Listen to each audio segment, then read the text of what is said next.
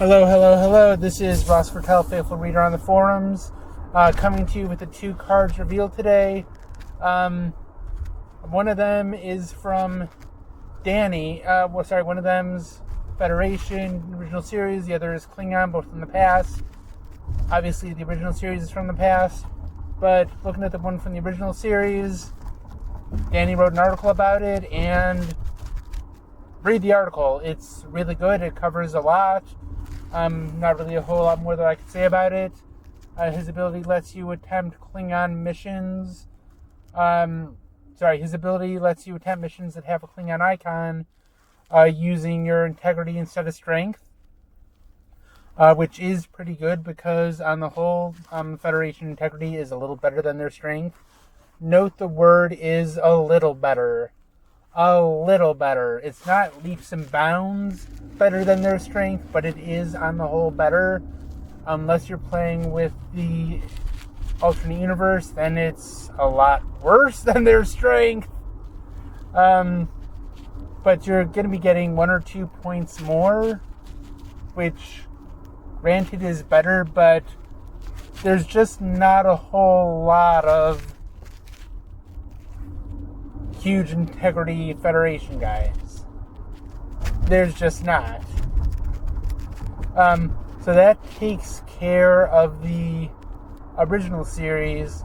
Looking at Koth, our Commandant of Rurapente, there's 2 ways to look at this card. His game text is pretty good if you want to go that route. Actually, his game text is really good if you want to go that route. You get a card draw for every captive in your brig. Once a turn, that's on top of the other benefits of having a captive. Note that the Klingons are not on top for getting a captive. By and large, it does take them more resources to get one than, say, the Cardassians or the Romulans. But it is a nice way to give them something for having a captive. Note that he is required to specifically not be at headquarters mission, as opposed to personnel that just need to be in play to do it. You specifically have to have him out and about, which is a very good thing and kind of in keeping with some of the past Klingon interactive stuff that we've seen.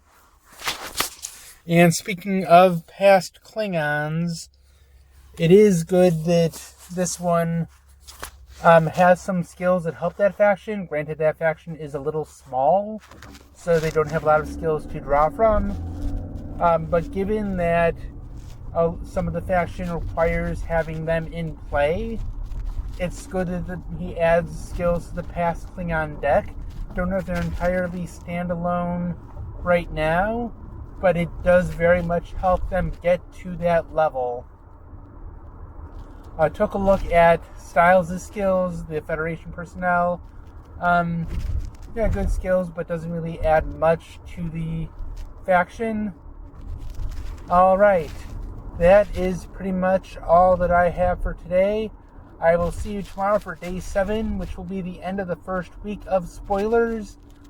Thank you very much for listening. Oh, and one more thing.